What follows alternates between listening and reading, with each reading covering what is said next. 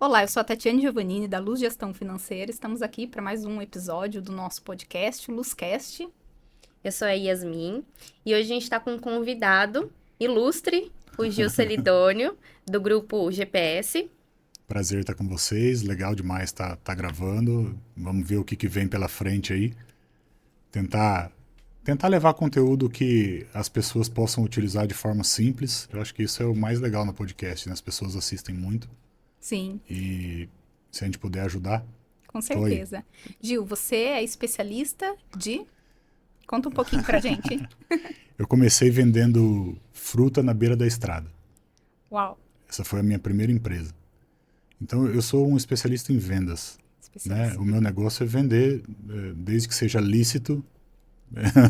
eu não tenho problemas em vender. E com o passar do tempo, eu passei pelo banco na área comercial, por empresas de combustível na área comercial, fui dar consultoria para empresas que tinham dificuldade em venda, fui apresentado para o digital nessa época, usando o Google Ads, me formei dentro daquele processo interno do Google de formar os partners, os parceiros. Estou há 15 anos operando o Google, então eu conheço o Google de quando tinha outro nome, a ferramenta de anúncio, né? Hoje a gente chama de Google Ads, mas nem sempre foi assim. E nos últimos anos eu tenho me especializado bastante no que a gente chama aqui de marketing de autoridade, que é o processo de levar para as redes sociais um conteúdo intencional que vincule autoridade a quem está levando aquele conteúdo para facilitar o processo de vendas. É sempre o foco em vendas. Então, como eu faço para que um médico receba mais pacientes particulares do que o convênio Unimed dele? Como que eu faço para um advogado ter um monte de gente procurando ele para resolver um problema sem fazer um anúncio pago no Google ADS? Porque algumas profissões elas te restringem o tipo de anúncio escancarado que outras permitem. Então, o público AAA, ele não gosta de plaquinha de vende-se. Então, se você faz um anúncio de vende-se uma casa, o cara não quer ver isso. Ele quer ver um vídeo da casa, ele quer se sentir sentando na sala de jantar, na lareira, ele quer se ver na churrasqueira com os amigos. Aí ele deseja ter aquela casa e compra a casa. Então, eu tenho focado e praticado bastante aqui dentro do grupo como um todo, esse processo intencional de criar conteúdo que vende sem ter placa de vende. Esse é o que eu mais Bacana. gosto de fazer hoje. Ah, legal. E como empresário, você que já geriu e tem vários negócios, o que você vê de metas de negócio e para o seu negócio e para os outros empresários, empresários que até estão vendo a gente aqui, e por quê? Na Luz a gente trabalha vários empresários e alguns eles chegam sem meta de negócio ou até desacreditados. Inclusive a gente brinca aqui que eles passam a ser até CLT do próprio negócio, tendo mais dores de cabeça. Que você pode falar para a gente um pouquinho sobre esses pontos, Vamos né? lá. Com a sua ótica de empresário e uma vez Hoje, gestor de vários hoje negócios. são 9 CNPJs dentro do grupo. A maior parte deles envolvido com marketing. Mas eu tenho, por exemplo, uma empresa de detecção de vazamento de água. Não tem nada a ver com nada. É uma prestação de serviço. Todos são prestação de serviço. A gente não faz varejo, comércio. Eu tenho trauma de estoque, de boleto para pagar fornecedor. A gente pode entrar nessa parte. Eu já fali algumas vezes, então eu acho que o processo do empresário é esse processo de não parar nunca. E dentro do grupo dessas 9 empresas, todas elas têm uma meta estabelecida que é distribuir de lucro mensalmente pelo menos R$ 10.000 para mim, como sócio da empresa. Cada uma tem uma divisão societária diferente. Em algumas com 2, 3 sócios, 4 sócios, um sócio. E eu preciso que cada uma delas entregue no final do mês pelo menos 10 mil de distribuição de lucro para o meu CPF. Perfeito. Então, parece pouco, né? Mas quando a gente vai somando todas elas, eu vou ter no mínimo 90 mil por mês de uma distribuição de lucro no Simples, livre de imposto de renda, pronta para aplicação, e é um dinheiro que sai e não volta nunca mais.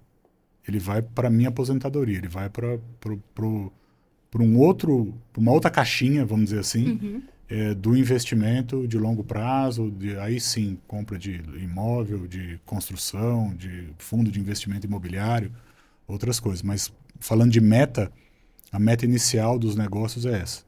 Perfeito. Então, o meu processo de criação de negócio ele é um pouco estranho para alguns, é um pouco diferente, mas é baseado na história, no trauma, em ter falido.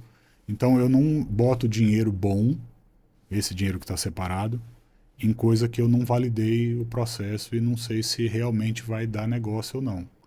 Então, eu primeiro crio a empresa no mundo artificial, né, no espaço do digital, se ela tiver demanda realmente do jeito que eu imaginei. Porque a gente não vai montar um negócio sem imaginar que ele vai dar retorno, né? Então, a Catapingos, que é a empresa de vazamento, os nomes são sempre assim, são sempre super engraçados. O estúdio chama 450 Estúdios, porque a gente gravava num estúdio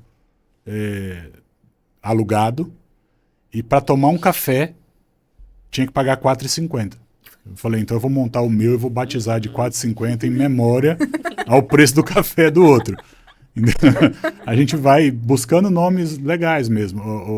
A empresa de consultoria, de contabilidade, é The Bee Work. As abelhas trabalham. É o lance daquele trabalho de todo dia, de operário, de repetir coisas o tempo todo, né? Então, tem que passar pelo processo do digital. Sobe um site, roda uma campanha no Google, valida se naquele universo que você está imaginando tem demanda mesmo do produto, por quanto essa demanda pode ser vendida na área de serviço. Isso aqui dá margem, dá para contratar, né? Então aí compra o equipamento e bota para trabalhar. Então a Catapingos ela surgiu como um site, ela rodou 15 dias com agenda lotada.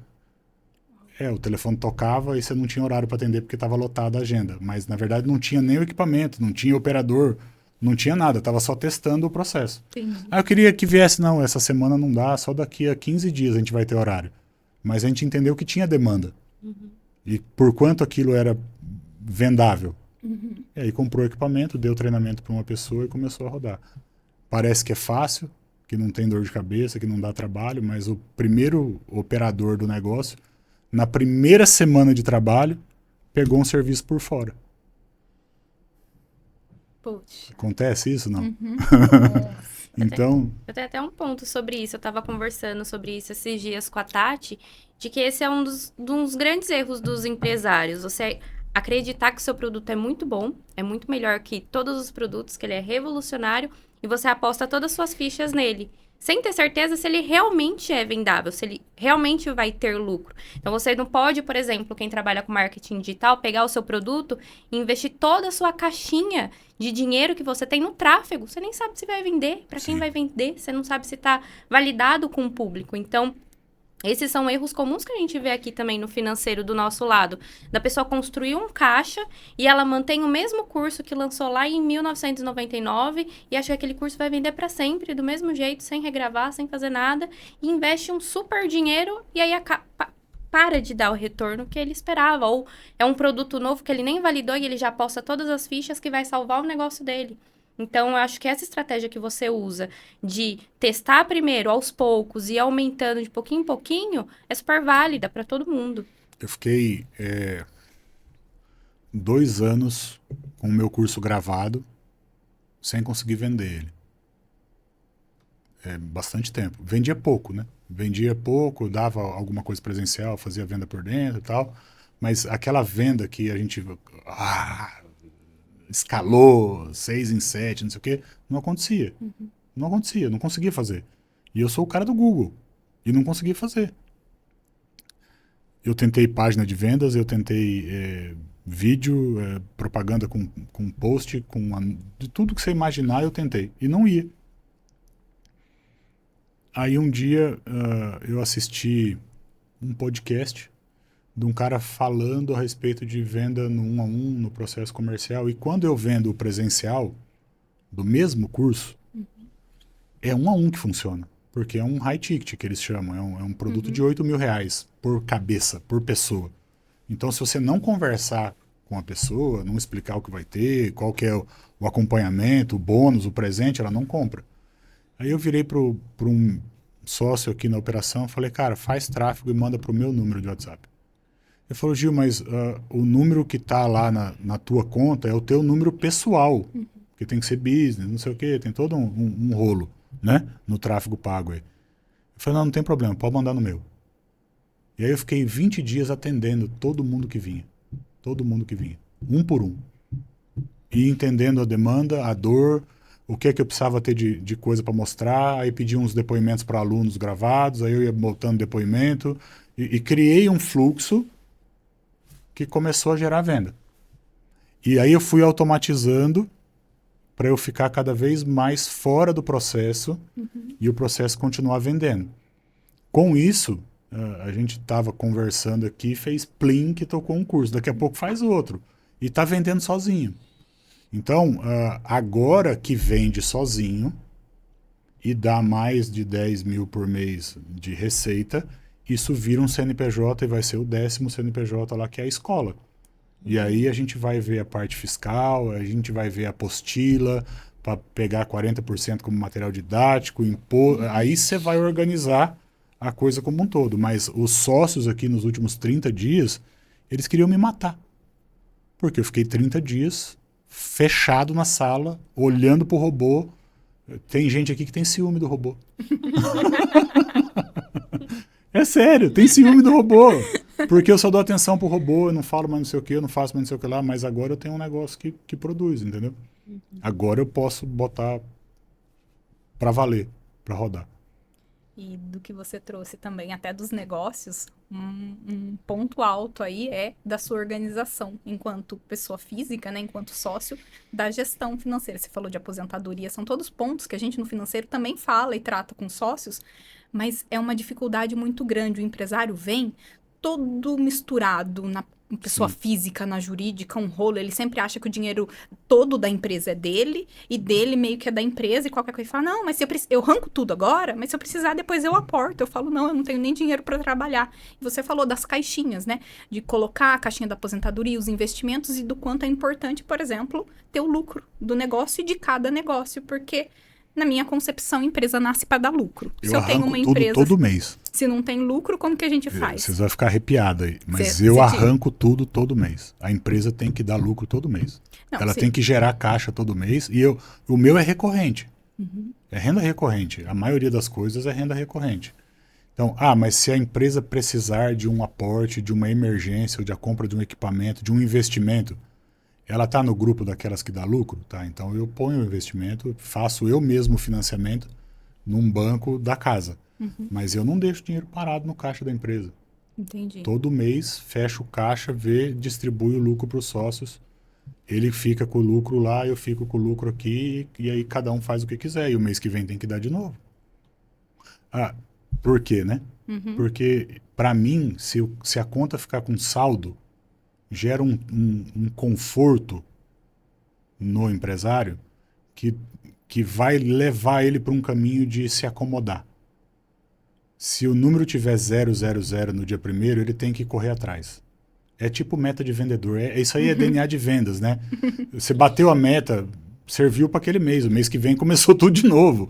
E vamos embora. Então, se todo mês está zerado, eu tenho que correr atrás. Agora, imagina o seguinte, você começou o mês, tem 1 milhão na conta.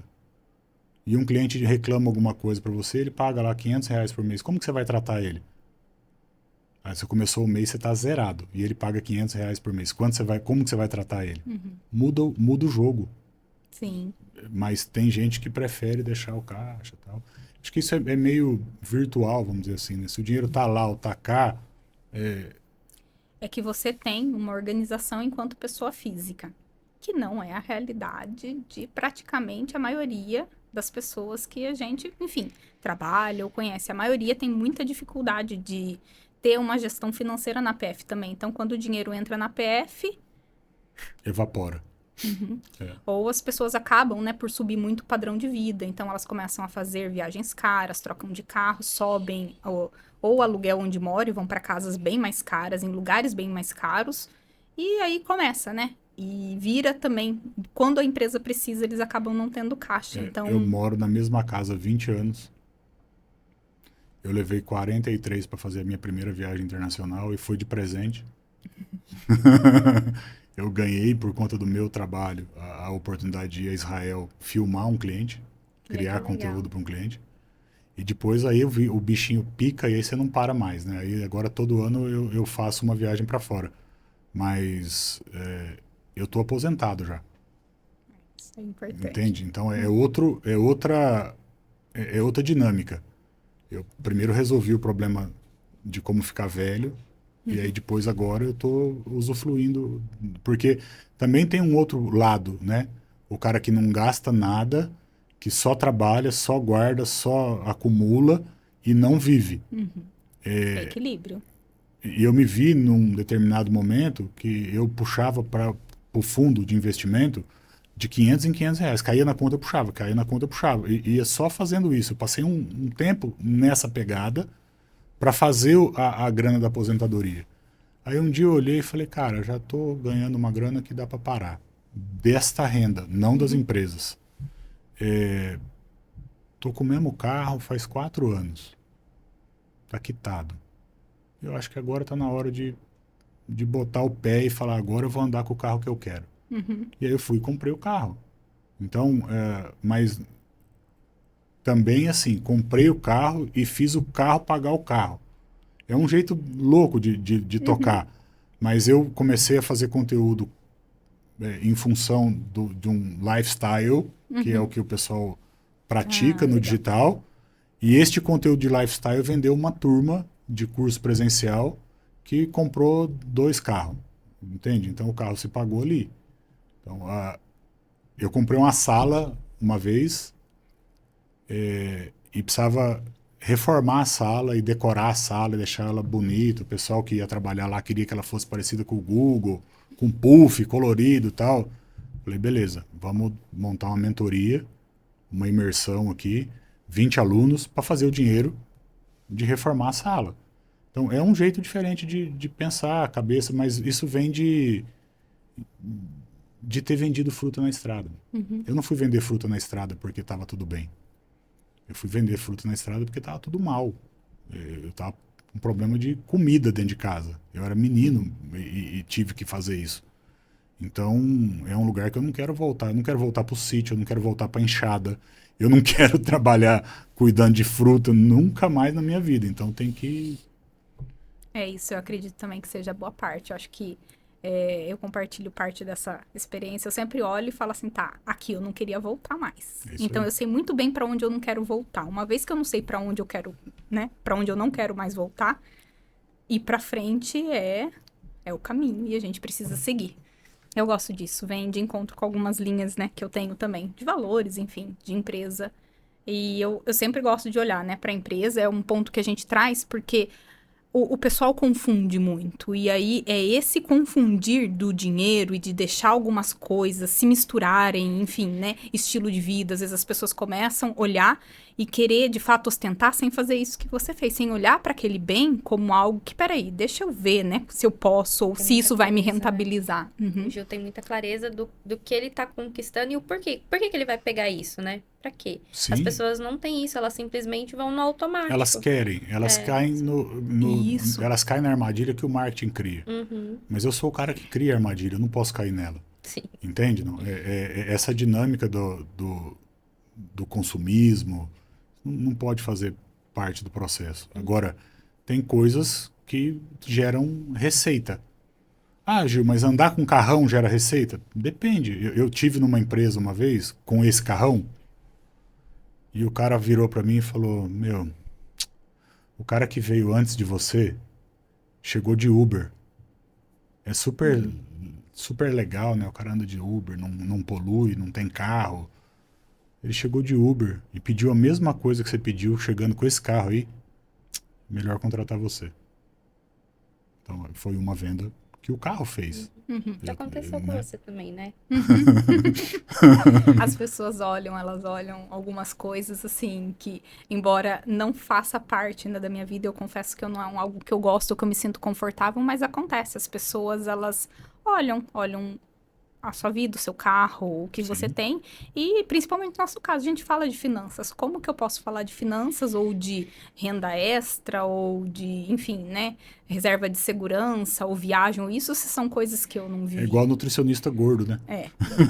Não Então, dá pra ir assim, nele. esses são pontos de valores que, por exemplo, para mim são indiscutíveis. Sim. Se eu for falar alguma coisa para um cliente, desde do que ele vai fazer com cartão de crédito, com a empresa ou com dinheiro, eu tô falando coisas que eu vivo, tanto na nossa empresa quanto na minha vida. Então, eu me sinto extremamente confortável para falar para ele, porque foi o caminho que eu tracei, eu sei muito bem de onde eu vim. E, como eu falo sempre, eu sei muito bem para onde eu não quero voltar.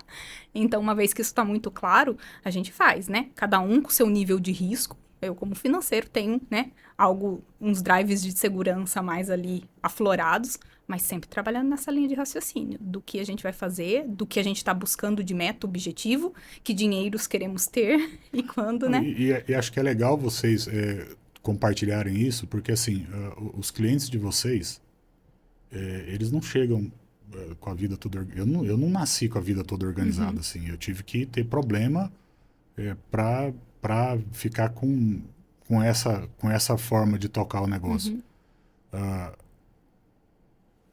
Passar isso para frente, né, para o cliente, implantar isso no dia a dia do cliente, faz diferença na vida do cara depois, né? Sim. Eu vi um vídeo de vocês com um cara que eu sou eternamente grato. Grato por quê? Porque eu aprendi olhando o vídeo dele de graça, né? Hoje eu sou aluno dele e tal, mas lá atrás, quando eu comecei, eu não tinha dinheiro para nada. Eu tinha que assistir o que tinha disponível e gratuito. O Adriano, e pô, mano, ele falando do trabalho de vocês, do que vocês fizeram na vida, na empresa, nos negócios, na carreira dele, as pessoas olham o cara que está na mídia, não olha o time que está por trás. E é caro para um empresário ter um time competente sozinho. Tem que buscar um caminho alternativo, né? Então, a possibilidade de dividir vocês com o Adriano é possível a qualquer um por conta da terceirização, porque senão, como é que ia ser? E traz, né, a terceirização acaba trazendo pra gente, eu falo também porque é uma dor nossa. O marketing, por exemplo, até porque a gente é de finanças, a gente tem o foco no nosso negócio. Então, como que era pra gente todas as experiências que a gente já teve ali, tendo que talvez aprender para ajustar uma pessoa que veio pra equipe, né, que todo mundo fala, não, tem que estar perto de você, tem que estar perto de você. Não, gente, não tem que estar perto de mim, não. Cada um é expert na sua área. É um alívio que saiu dos meus ombros, por exemplo, quando eu vi as minhas redes sociais. Hoje a gente olha e fala, nossa, que alívio, né? Os posts acontecem, o conteúdo tá bom e mostra, a nossa rede social reflete a qualidade de serviço que, por exemplo, a gente tem. Então, eu vejo que a solução, né, a terceirização, ela é uma solução, principalmente em termos de redução de custo. Quanto uma equipe de marketing interna com designer, com editor, com, enfim, estrategista, não custaria? A nossa empresa não custa muito caro pra gente, sendo que não é o foco do nosso produto. A gente presta serviço de terceirização financeira. Trazer uma analista financeira para o time é mais eficiente para mim em termos de negócio do que, por exemplo, internalizar uma equipe de marketing. Então, se eu tenho essa solução com qualidade, eu vou terceirizar e vejo que, do ponto de vista do empresário, é a mesma coisa. Imagina manter um time de estrutura de gerente financeiro, uma analista ou assistente para dar conta do operacional e gerencial, e relatórios e visão de caixa. O custo disso. Quando terceirizando, por exemplo, com a gente aqui na Luz, eles têm, né, do gerente ao assistente, todas as partes dentro dos planos que a gente oferece, as consultorias, por um preço que, por exemplo, ele não conseguiria se fosse internalizar. Então, eu vejo que a terceirização de serviços, ela veio muito a ajudar os empresários, né, a expandir o negócio com mão de obra de qualidade. E assim, eu tenho alergia de CLT. Desespero. Em todos os sentidos. Em ser, em ter, em empregar. O meu processo é diferente. Dentro da estrutura aqui, as pessoas são sócias, efetivamente, das operações. ou PJ com contrato e nota fiscal e tudo mais. O terceirizado, essa prestação de serviço, pelo menos no que diz respeito ao marketing, não tem licença maternidade, não tem 13º, não tem atestado falso, que é uma praga. Aqui na região é uma praga. É a empresa que eu dou consultoria, que você tem que validar o atestado, porque os caras vendem bloco de atestado no bairro. Meu Deus. É real. O cara vai lá, compra com 5 um atestado e fica em casa. Isso aí é normal, assim. Então, eu queria me libertar desse tipo de coisa dentro do processo, né, dos negócios e tal. E eu fiquei por 10 anos dentro de um casulo para não ter gente perto de mim, para não ter CLT. Então, para mim, para o meu negócio, para as empresas e tal, a terceirização foi o caminho que permitiu que as coisas acontecessem. Porque senão eu estava sozinho em casa, trabalhando na mesa, olhando para a piscina, dentro da biblioteca, cuidando lá de 30, 40 clientes, que era o que eu dava conta de cuidar, e ponto final, acabou. Só fazendo tráfego, só sem ensinar, eu nem ensinava ninguém, eu tinha medo. Mas se eu ensinar, eu vou arrumar um concorrente. E não é assim. Que bom. Essa parte da terceirização pra gente também, em termos de outras áreas, ajudou bastante. E o que eu mais ouço, pelo menos dos nossos clientes que terceirizaram, vários já tinham um financeiro interno, ou às vezes era a própria esposa, alguém ali, porque eles têm medo, né? A verdade é que na nossa área, a gente tem ainda uma parte sensível, que é o dinheiro, o acesso à conta, e as pessoas não entendem muito bem os processos, que tem vários, né, processos em termos de segurança, que é o que o pessoal mais tem medo por conta das informações. Mas aí eles ficam com a pessoa de confiança, então eles se sentem seguros, mas por outro lado, não consegue ter visão do negócio. E aí tem medo de tomar decisões até para crescer, porque tem medo de quebrar, enfim, ou de voltar para cenários que eles não gostariam mais de voltar. Então a gente fala, né, que com esse ponto e à medida que a gente cresce, vai mostrando para o pessoal que tem sim como fazer, que tem como eles terem a segurança tanto na operação quanto na parte gerencial, vai crescendo, né? E os negócios vão crescendo e perdurando e dando essa visão que hoje você já tem, porque você já começou com a terceirização lá atrás, né? Mas não começou intencional, sabe? Eu fui numa reunião de um grupo dentro da igreja de empresários que se ajuda, e ele serve para mim até hoje como sendo o conselho administrativo dos meus negócios. Então a gente se reúne uma vez por semana, leva um problema cada um numa vez, né? E aí todos que estão ali no grupo trazem uma possível solução para aquela pauta daquele dia lá. E eu fui um dia até eles, no meio da pandemia, eu recebia 200 leads por dia de uma fonte de lead de negócio do digital para fazer site e campanha de Google. E assim, na pandemia até o pasteleiro queria um site, o negócio era uma febre, né? Era necessidade. Eu lembro que eu fiz um site para vender pipoca num cinema, no estacionamento do shopping lá no Nordeste. Os caras botaram o cinema no estacionamento, era drive-in, né? E eles precisavam vender a pipoca. Sem ninguém falar com ninguém, sem encostar na maquininha, aquela neura da pandemia e tal. E eu fiz um site de vender pipoca num drive de cinema num shopping. Coisas inusitadas, né? E eu recebia 200 leads por dia.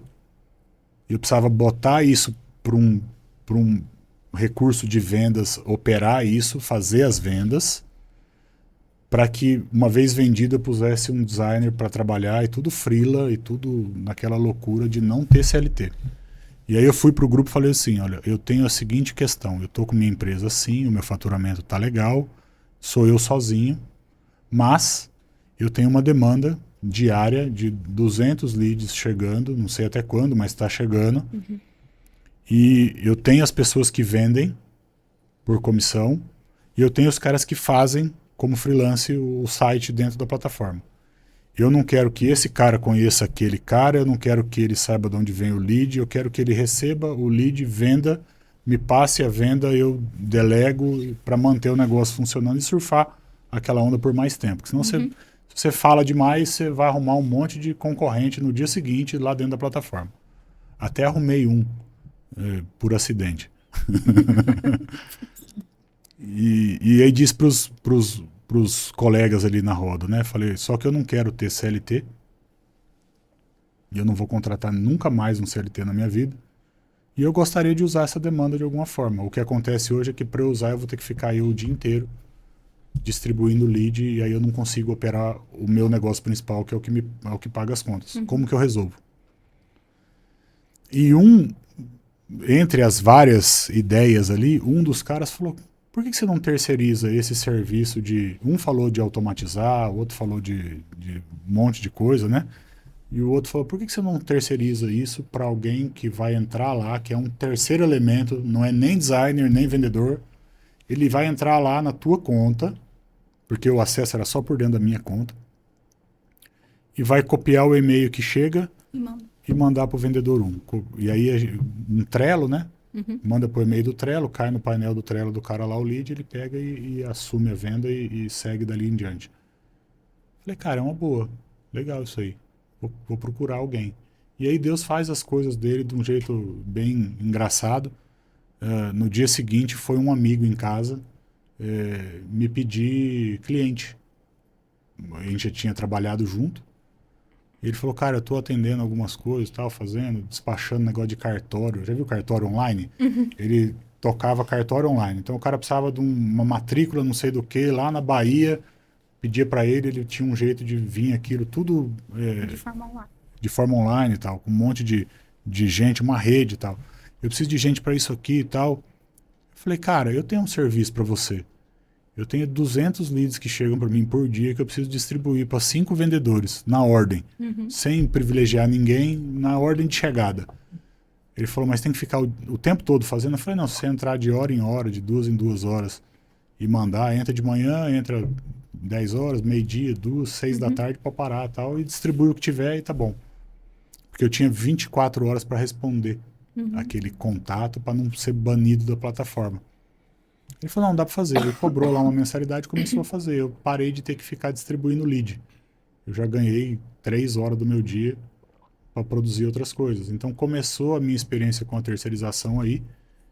E daí para frente é só sucesso. Porque coisas boas, elas geram outros problemas. Você resolve uma coisa, você joga uma demanda para frente, né?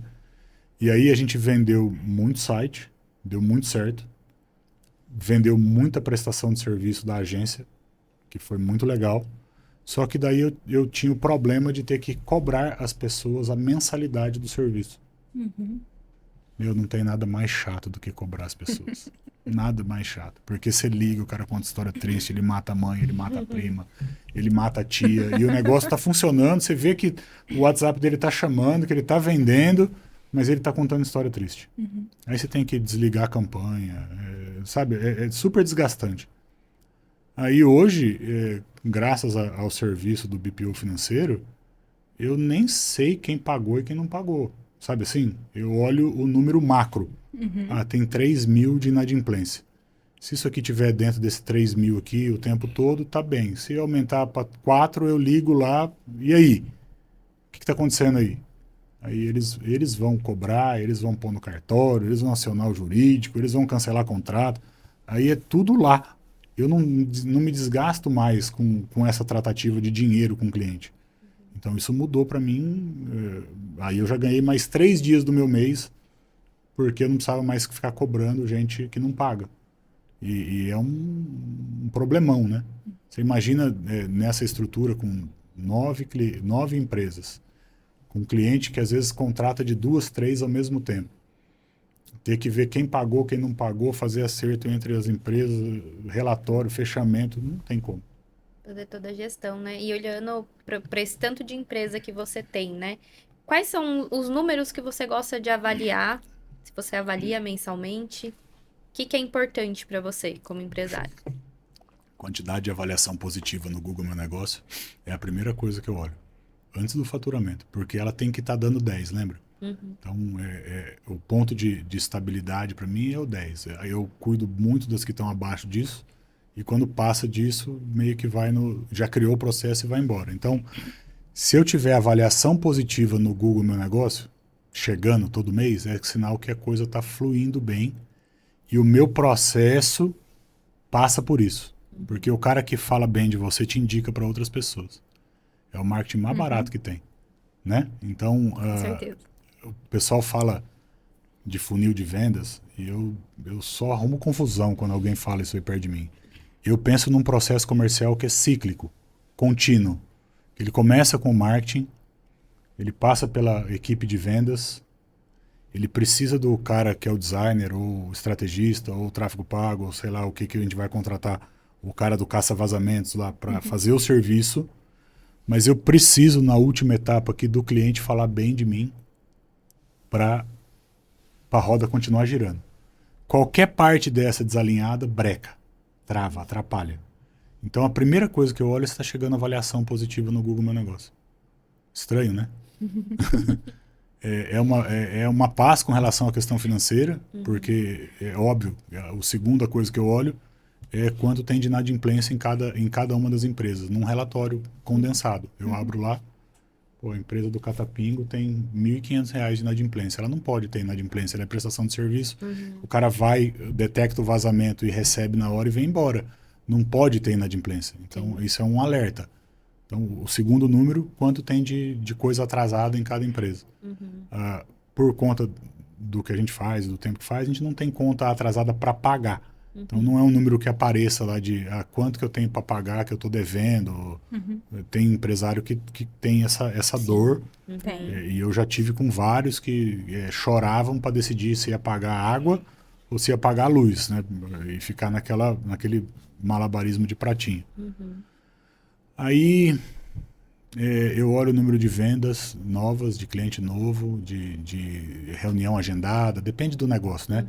No Catapingo, quantas ligações estão entrando por dia, qual que é o índice de fechamento?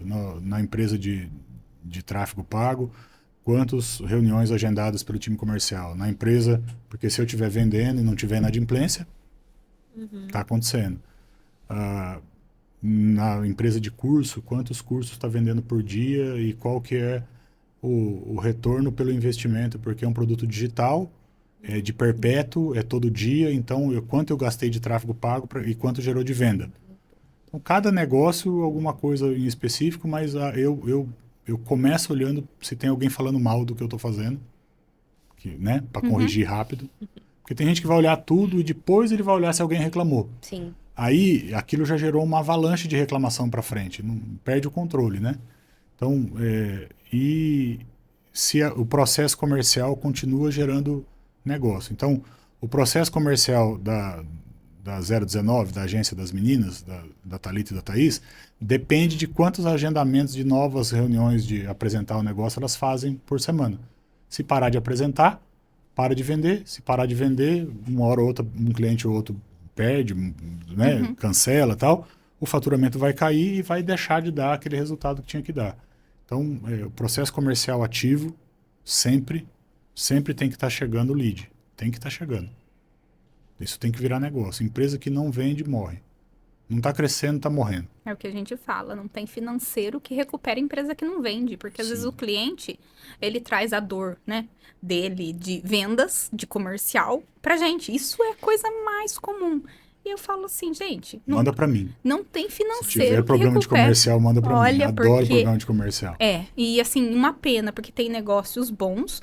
Enfim, aí alguma estratégia, e a gente é financeiro. Então, assim, por mais que eles tentem terceirizar a gestão de negócio, que a gente entende, mas não é o core comercial. Sabe que eu tenho um consultor financeiro que sempre me leva para as consultorias dele quando ele tem problema na área comercial. A gente já fez várias empresas juntos, assim.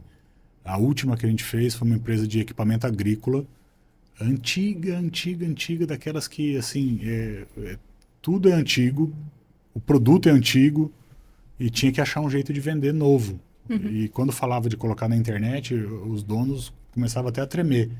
E a gente achou um caminho na internet de vender um produto que não era o produto principal deles, que era um produto que estava lá meio jogado de lado, e que quando anunciou, começou a ter pedido, e era um produto de R$350 mil a unidade. e o produto principal deles era de 4 mil, 5 mil a unidade. Então, quando vendia um daquele grandão lá, A representatividade comercial e aquilo lá era vendia grande. na internet. Então, eu gosto de desafios de coisas que estão com problema na área comercial para resolver. usando o recurso do digital, a gente sai na frente, mas Tem que vender. Tem que vender. A empresa que não vende, fecha. Então, eu acho que se a pessoa olhar para o processo comercial, para a inadimplência e para o que estão falando da empresa dela, ela tem um bom começo. Entende? Ah, você olha lançamento de um por um os lançamentos. Tem um famoso que fala assim, não, eu pego todas as linhas de despesa do negócio e olho uma por uma e... Não, dá para fazer nesse nível? Dá para fazer. Mas precisa fazer para negócios desse tamanho? Só se o negócio estiver dando luz de coisa ruim, sabe assim, acendendo a luz vermelha, aí você vai olhar. Mas se ele estiver andando com venda nova, ninguém falando mal e sem inadimplência, ele está crescendo. Se eu estou vendendo mais, não tem ninguém me devendo e ninguém falando mal de mim, está vendendo mais, está aumentando. É bem básico, mas funciona. O que vocês olham? Bom, venda é sempre um ponto, né? Se não tá vendendo, a gente tá estagnado. Mas eu gosto bastante de olhar para o nosso negócio da lucratividade. Então, por exemplo, eu vejo sim o quanto a gente está faturando, mas principalmente se o que tá sendo lucrativo. Por quê? No nosso caso, prestação de serviço também. Às vezes eu posso trazer um cliente, mas de repente ele me demanda uma estrutura operacional muito grande. Então, aquele cliente, por mais dos pecados, ele me dá prejuízo. Então, é a hora que a gente precisa avaliar para ver se de repente tudo que eu tô gastando em termos não só, né, de licenças e coisas que a gente fornece para cada cliente, mas principalmente de horas, porque eu vendo escopo de trabalho, não vendo hora. Porém, o cliente precisa trabalhar naquele escopo. E sim, parte do nosso cliente ideal é um cliente que se adapte a esses processos financeiros. Por quê? Se ele é muito específico, ele quer toda hora coisa de escopo, funciona de duas formas. Ou eu cobro escopos extras para adicionar o que ele precisa, e aí, se ele está num plano básico, ele precisa de consultorias ou personalizações, ele tem que vir para o plano que fornece isso, ou contratar esse plano à parte. Ou eu preciso demitir esse cliente. Então, assim que não é a parte fácil. Mas a gente olha, então, para esses pontos. Porque se a minha operação, nosso negócio, ele é escalonável. Então, uma vez que eu vou crescendo, obviamente, preciso ir trazendo pessoas que façam esse acompanhamento. Se eu tenho muita equipe para pouco cliente, meu negócio está ruim. Sim. Então, eu preciso olhar para isso. São pontos que para a gente influencia. A representatividade, né, de custo de equipe versus ao que eu tô faturando e o que tá de verdade sobrando pra gente. Porque é desse dinheiro que a gente vê se a gente não tá sendo CLT da nossa empresa, por exemplo. Ou seja, a nossa empresa tá só pagando salário pra gente, o quanto a gente tá conseguindo crescer. E essa é uma armadilha que, por um tempo, a gente fica, né, tranquila. Principalmente, no meu caso, e da Yasmin também, a gente saiu de empresas que a gente trabalhava como CLT pra empreender. Ou seja, pra ter certas flexibilidades. E aí, uma das coisas que eu sempre me pergunto, tá... Eu tô sendo CLT agora do meu negócio, ou seja, tô ganhando um salário e tendo um monte de dor de cabeça de gerenciamento de equipe, cliente, preocupação com outros negócios, ou tô conseguindo fazer o nosso negócio crescer? E a gente passamos por platôs, né? De onde a empresa cresceu, aí deu aquela estagnada, aí agora a gente vem fazendo ações, inclusive de marketing, para crescer de novo, para sair desse platô, para não ficar exatamente com essa sensação, que é um dos pontos que mais me assombram, ser CLT da minha empresa. Nossa! Boa essa. Eu não tinha ouvido desse jeito ainda. Tem bastante gente... Eu lembrei de uma história. Eu montei um piloto de um negócio nessa fase de teste, né? Esse eu não consegui botar para rodar ainda. Eu sei que tem a demanda, ele é importante, mas eu não consegui a pessoa certa para ser o sócio. E aí eu trouxe um cara para ser sócio de uma operação de Mercado Livre. Não para ter loja, mas para gerir loja de cliente. É um baita de uma oportunidade. Você fazer a gestão das lojas dos clientes. Fazer a parte de anúncio, de copy, de foto e estratégia dentro da plataforma e tal. Eu trouxe um cara que, teoricamente, era um cara entendido do assunto para ser sócio. Mas ele era muito CLT, mas muito CLT. Então, meio-dia ele levantava da cadeira. É sério. E ele só voltava para a cadeira 1h da tarde. Ele fazia 1 hora de almoço do CLT dele, mas como dono da empresa. Então, são coisas que são diferentes, né? Muda, né? E era que dava 5 horas, ele pegava a bolsa e ia embora. E o mundo podia estar acabando que ele ia embora. Então, as pessoas têm dificuldade para entender o processo. Nem todo mundo, acho que nasceu para ser empreendedor, né? Como eu tenho certeza que nem todo empreendedor nasceu para ser o financeiro da empresa dele. Eu conheço um monte que é muito melhor vendendo do que pagando conta. E que se ele ficar preocupado só em vender e deixar alguém qualificado resolver o problema do caixa dele, ele vai crescer mais do que ele cresceria fazendo despesa boba e gastando dinheiro na hora errada. Ontem entrou um sócio dentro do escritório. Meu escritório parece gabinete pastoral, mano. O cara entra para aconselhamento, para conversar. Aí ele sentou lá, e esse tem uma característica bem especial. Quando ele quer alguma coisa que ele está motivado, ele não senta. Ele fica andando em volta da minha mesa, para um lado e para o outro, assim. Ele fica andando assim e não para, né?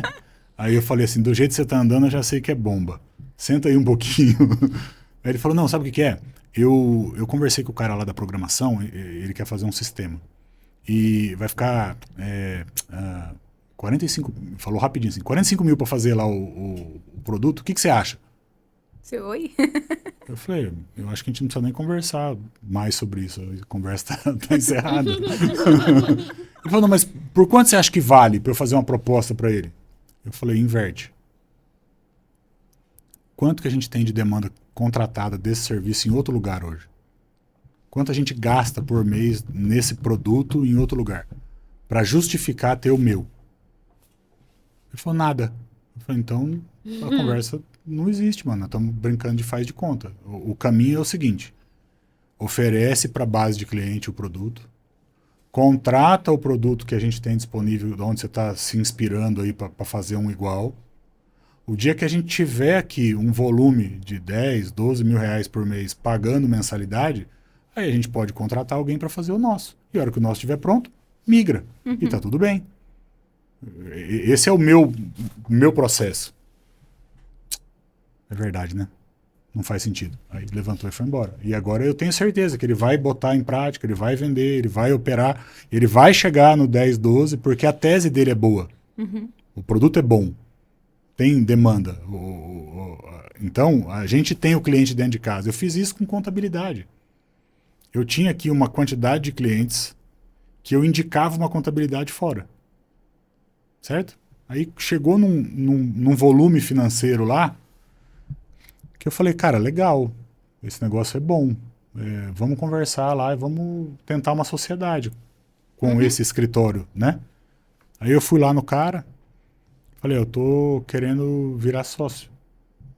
Quanto que vale a tua empresa? Como que a gente faz para desenvolver, alinhar isso e aprofundar isso aqui? Ah, não, o negócio é ruim, só dá despesa, só dá dor de cabeça, é ruim. E só falou mal da operação, do negócio. Falei, beleza. Aí fui num outro lugar.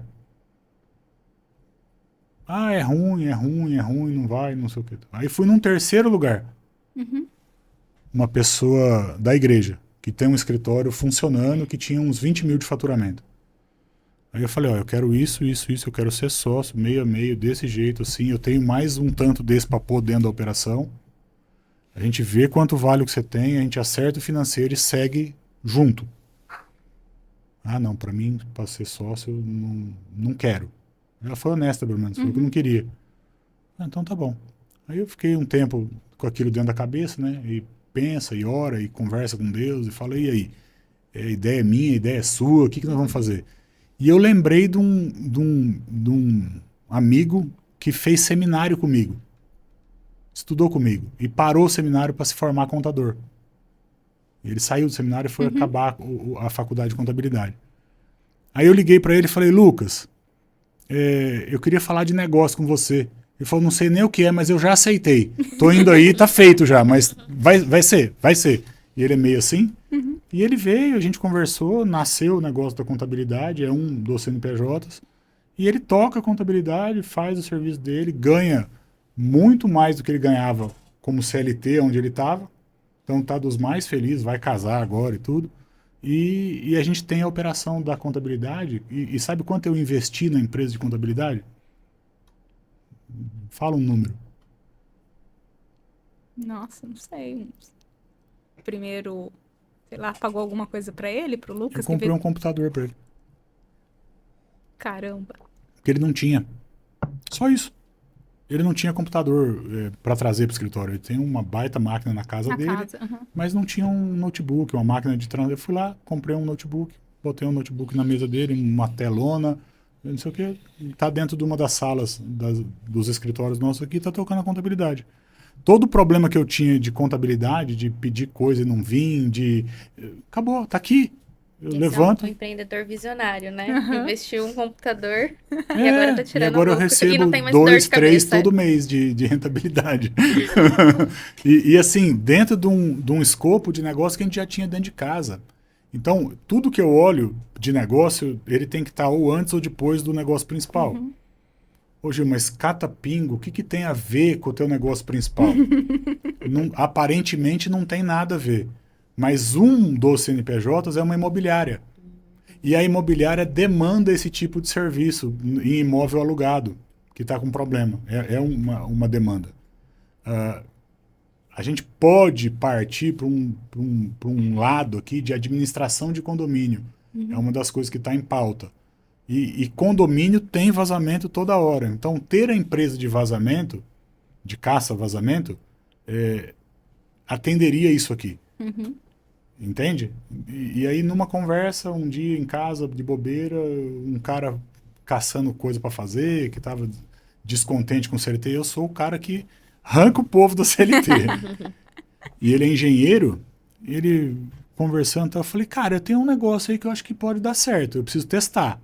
Ele falou o quê? Eu falei, caça vazamento de água, eu sei fazer anúncio para esse troço aí, a gente vai trazer clientes, se tiver mesmo essa demanda que eu acho que tem, vê aí quanto custa a máquina. Ele falou, não, eu contratei isso aí lá ele trabalhava na EMS, de remédio.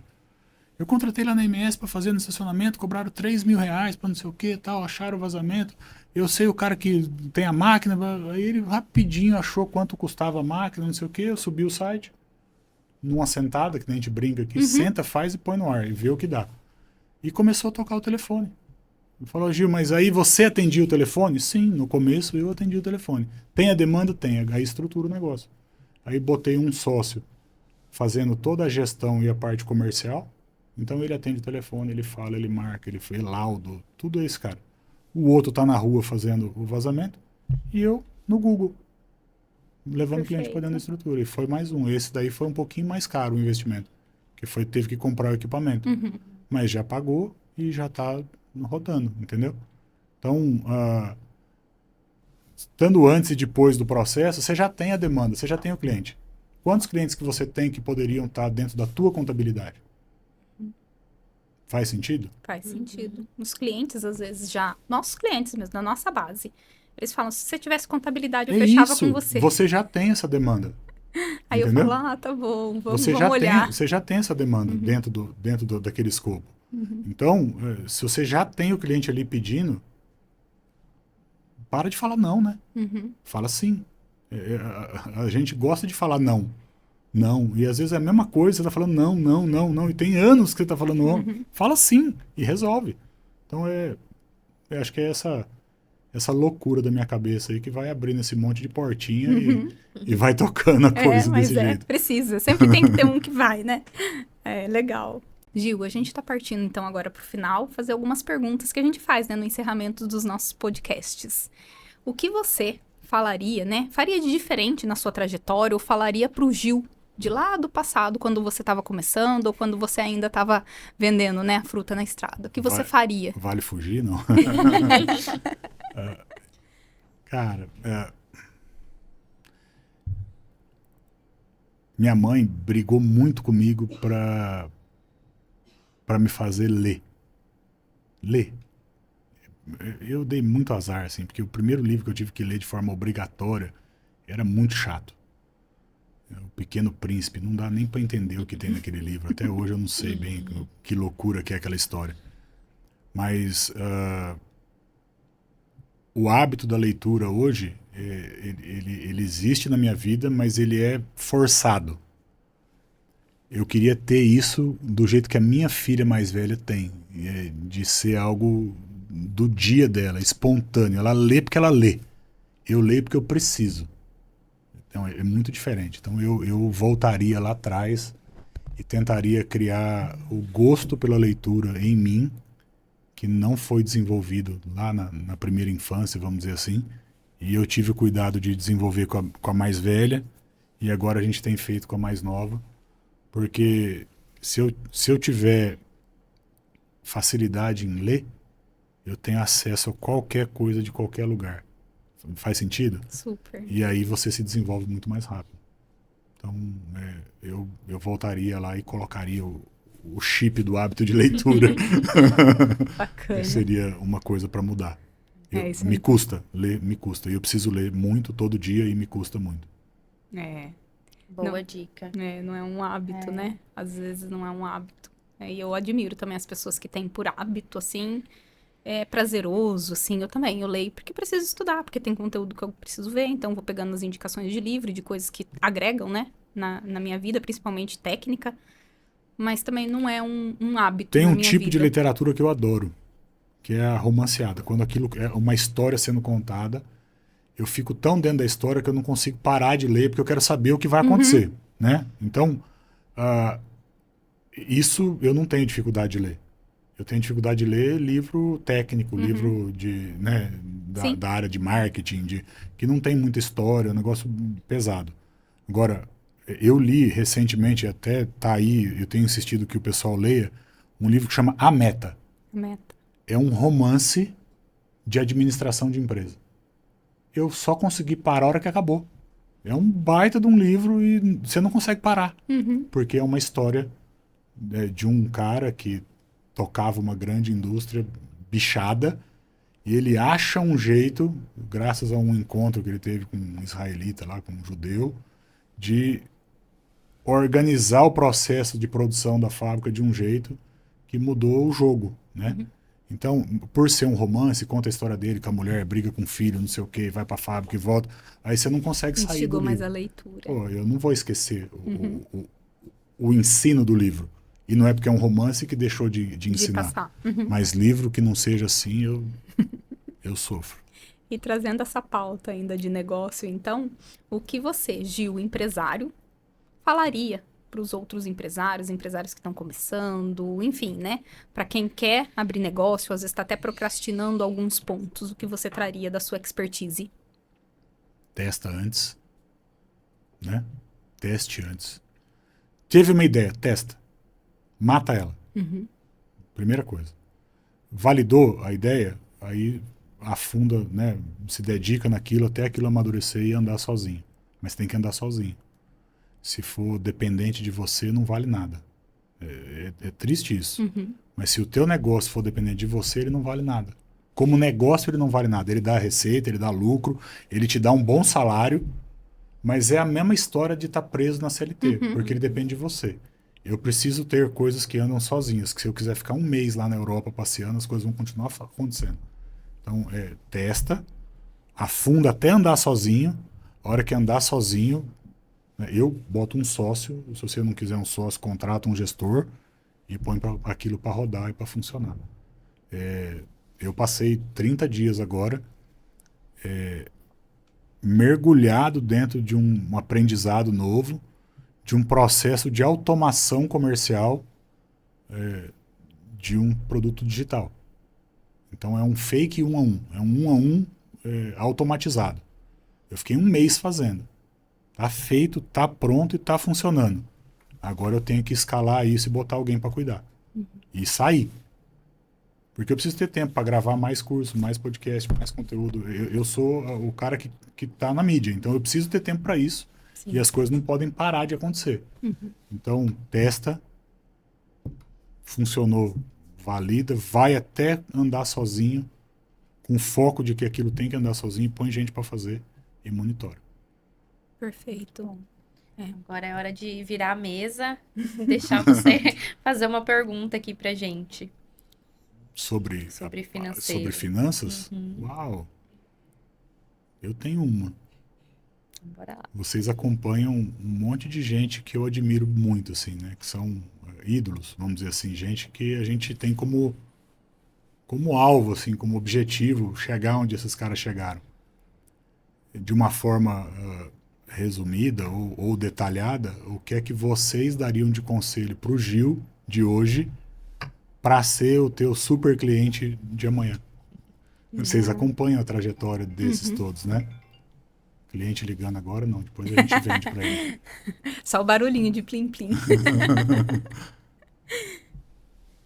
Então, olha, como conselho para os grandes, eu falo que alguns começaram com a gente pequeno também, né? Sem olhar. É essa parte que você, por exemplo, hoje já faz, que é a visão dos negócios. Uns pontos que você trouxe, que é muito interessante, e isso a gente não traz, né, na visão financeira, que é esse olhar de empresário, do crescimento, de automação e de deixar o negócio funcionar sozinho, eu achei espetacular. Do ponto de vista financeiro, que a gente consegue trazer, né, para esse empresário, para o Gil ou para outros, essas relações de para onde o dinheiro de cada negócio está indo, ou, por exemplo, no caso, né, dos seus negócios, qual negócio é de fato mais lucrativo e hoje, dos 9 negócios partindo para o 10º, se você tivesse que saber qual dos negócios eu preciso tirar, porque de repente posso estar com uma margem de contribuição negativa desse negócio. Então é essa visão que a gente do financeiro consegue trazer para esses clientes. Eles também têm vários negócios, várias frentes, às vezes estão trabalhando em infoproduto. Do infoproduto gera-se, né, negócios para as consultorias ou prestações de serviços voltadas para áreas. E muitas das perguntas que eles fazem é: esse negócio aqui, o infoproduto eu sei, tá claro, mas esse aqui que eu tô, né, rodando já há um tempo, eles também plugam sócios, tá atingindo essa meta? Ou quão longe tá de alcançar isso? Porque ainda tem, né, tá parado. Então, qual dos negócios tem margem de contribuição positiva a ponto de contribuir para a meta do CPF, né, da pessoa física, que é ter rodando vários pratos que gerem, por exemplo, isso que você falou, as distribuições de lucros necessárias. Porque quando eles começam os negócios, eles começam, aí ele começa a rodar sozinho ou se pluga sócio, só que às vezes a lucratividade, o lucro, a distribuição de lucro que hoje você tem nos negócios, ela demora mais para vir.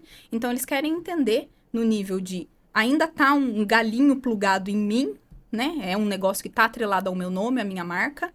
Quanto tempo, né? Aí eles conversam com o sócio para virar e se tá rodando dentro desse tempo ou não. Então é Tem qual demanda ainda, né? Se aquele negócio ele não existe só para manter o ego do sócio e não tem demanda daquilo. Então, é muito importante avaliar de forma separada.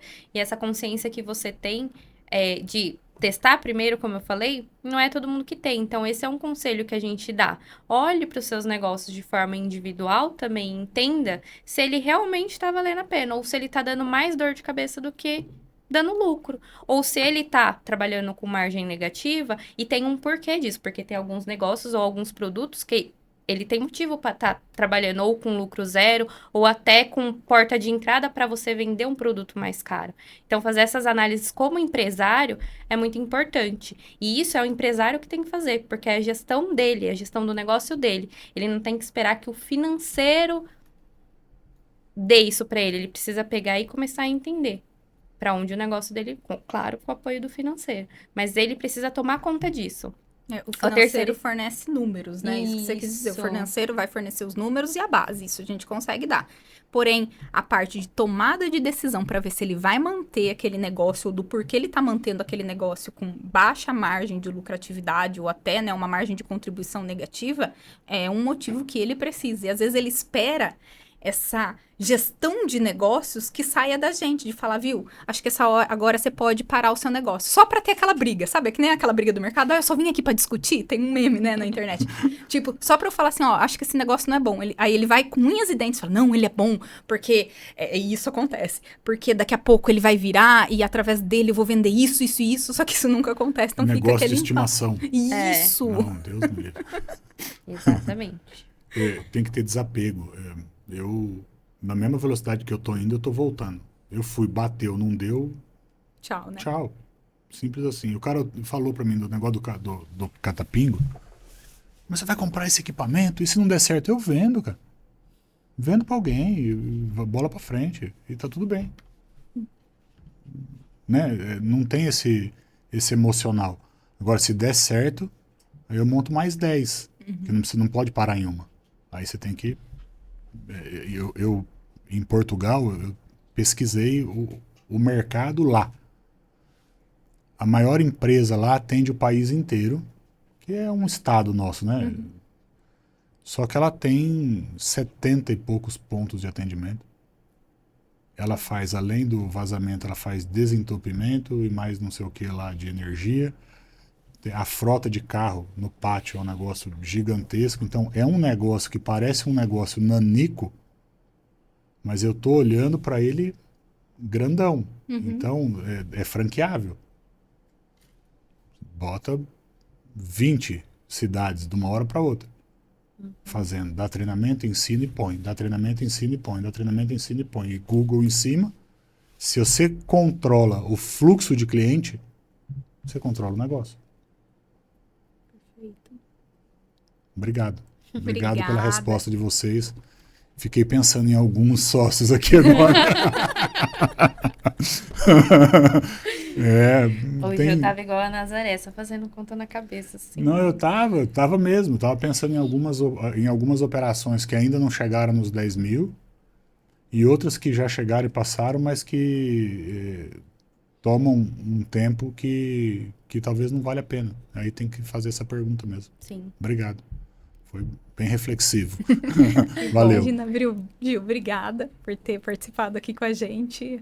Foram ótimas. Vários dos insights e das coisas que você trouxe, inclusive, servem para mim. Então, assim, eu falei, nossa, olha que legal, né? Isso, às vezes, eu acho que tem muita oportunidade nos negócios que a gente já tem.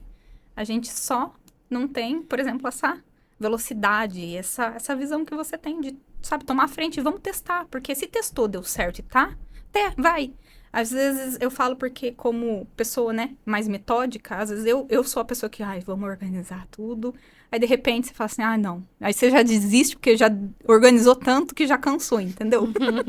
Eu só vou. Só vai, né? Eu troco o pneu do carro com ele andando. É seu lema agora, só vai. Então, assim, serviu muito pra mim, porque, sério, tem hora que eu falo assim, não. Nossa, eu já começo a pensar na trabalheira. Aí eu, mentalmente, eu faço N diálogos comigo mesmo, discussões, a hora que eu vejo... Você já trabalhou tanto sem salário que você já nem quer mais ganhar para aquilo, né? Deixa quieto. Show. Valeu. Obrigada, Gil.